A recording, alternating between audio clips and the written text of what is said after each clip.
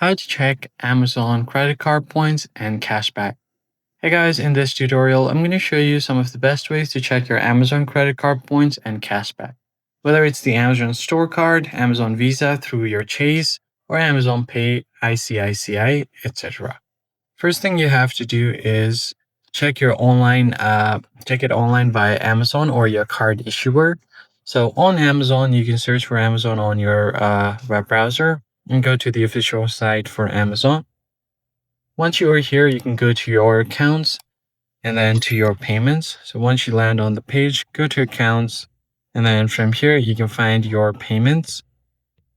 And once you get to your payments, you can see an option for your Amazon credit cards, and then you can click on your Amazon card. On the card member site, it will show you your current point balance and recent activity. You can also review your rewards history at the same view.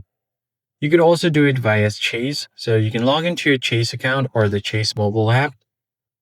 And once you go ahead and search for Chase here, you can just log into your account and select your Amazon Visa card account to view the points that you've earned and your past redemption.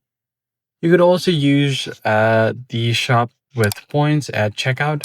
If you've linked your Amazon branded cards during checkout, you will see a shop with points toggle under your payment methods.